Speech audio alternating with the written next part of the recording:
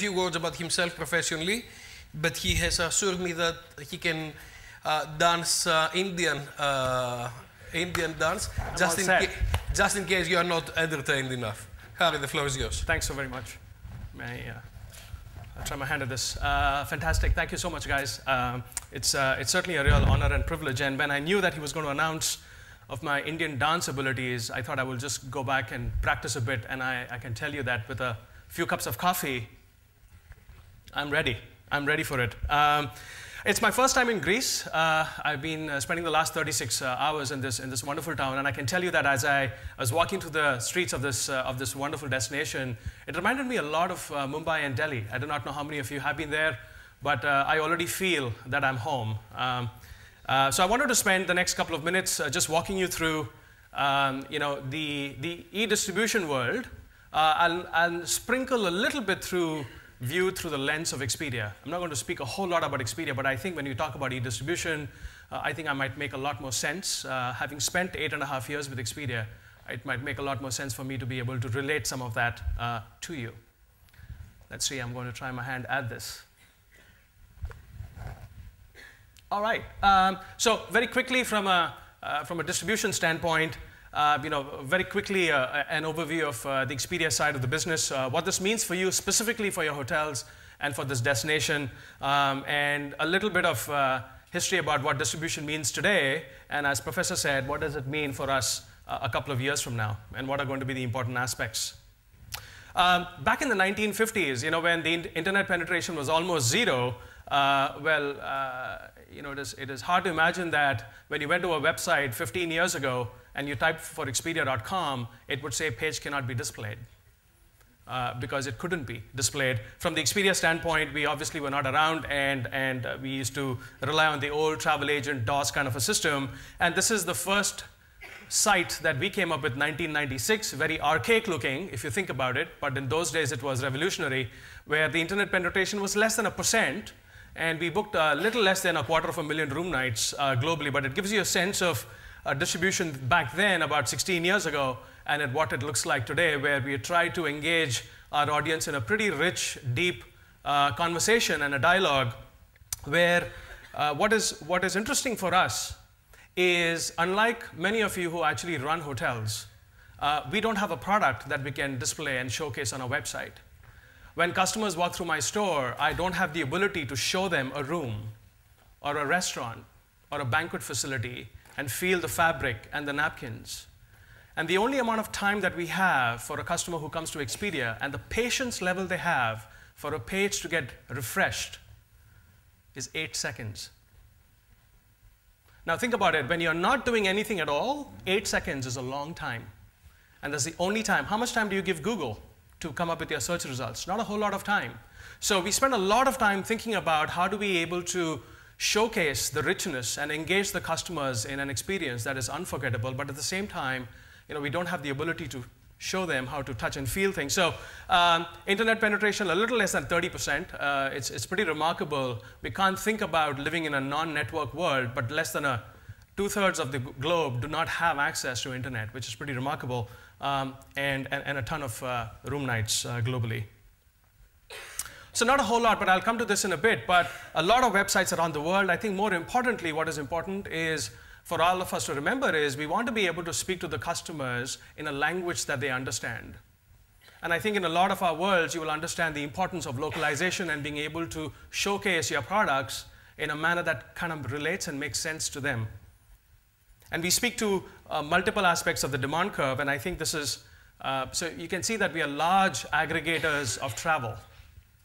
One of the advantages that we have is by virtue of being large aggregators of travel, not just in the lodging space, but also in the airline space, we are able to see trends in a marketplace a lot further out than sometimes a property can see at its own level.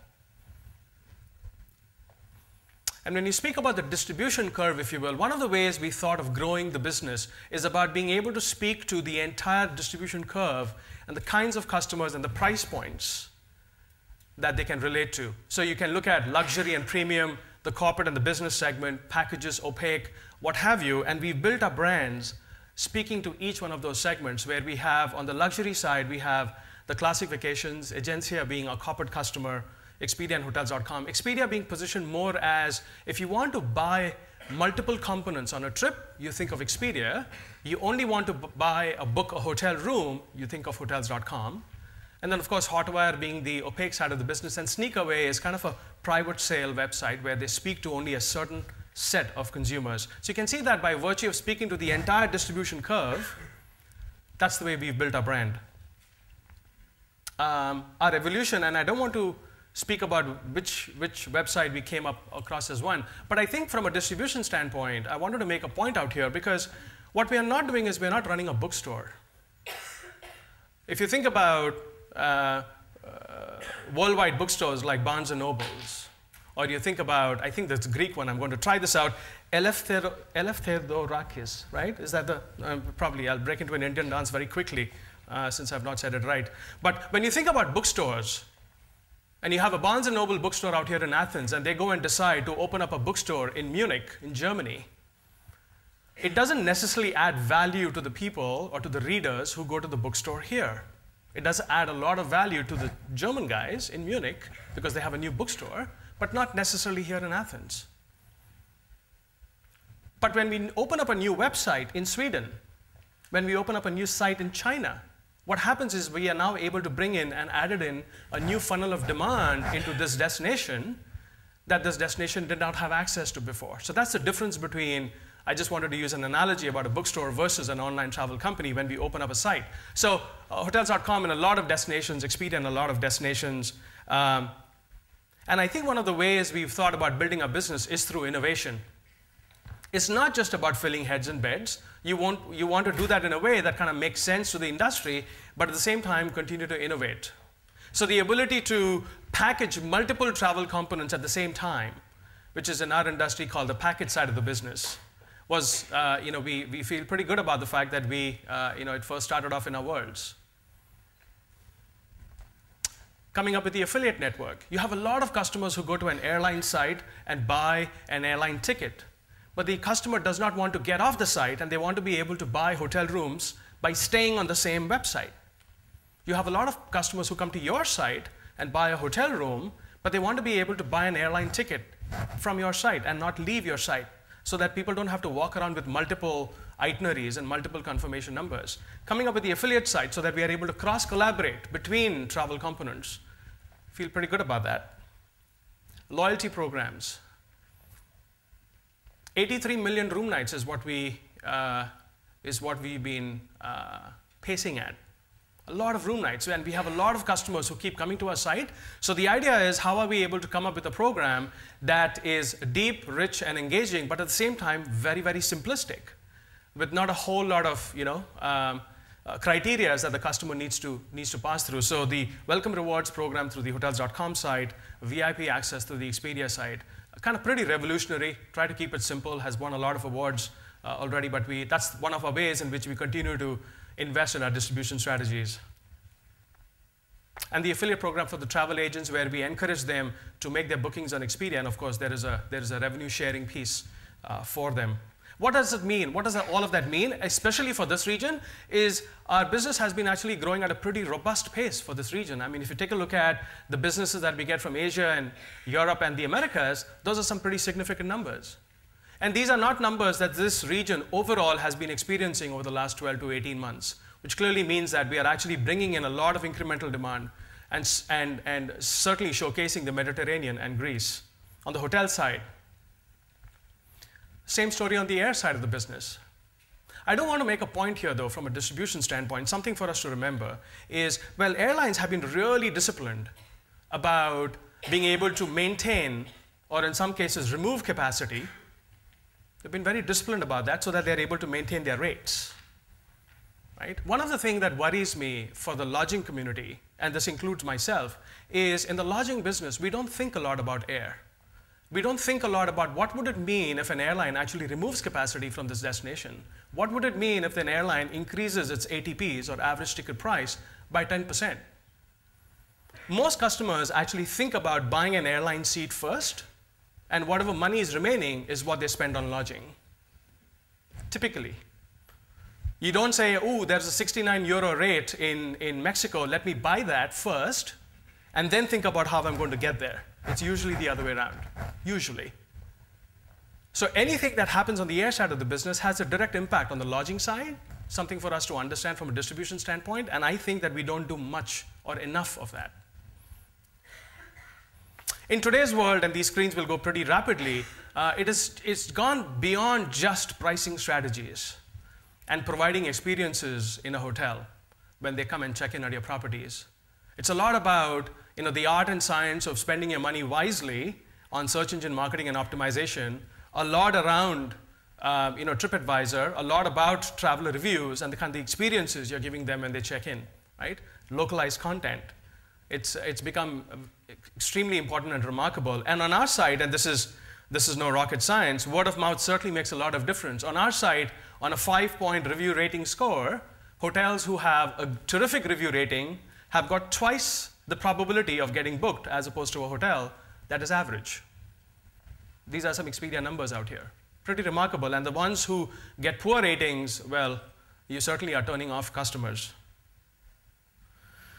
Very quickly, I wanted to talk about something called the billboard effect, because from a distribution standpoint, it is important that this audience understands that. You have a lot of customers who come to our site because they know the destination they want to go to, they just don't know where to stay. They do not know enough about the destination. So they use sites like ours and other online travel companies as sites to research. And then you have a lot of customers who actually go to the hotel direct and book directly with the hotel because the hotel gives a few more value adds and all of that, which is perfect. Doesn't make it's encouraged rather. So for every direct booking that is made on Expedia for the hotel also gets incremental business. And actually, we had Cornell University who conducted an independent research. What they did was they took a large set of hotels.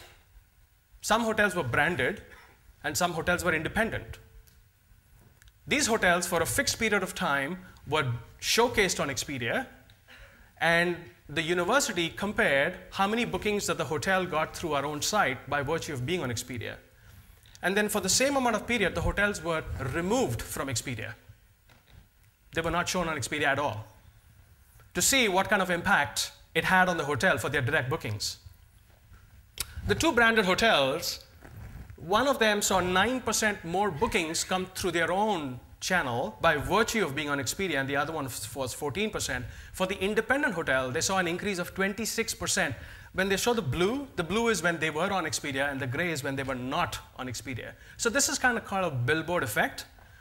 How many more direct bookings do you get on your site by virtue of being on online travel company websites?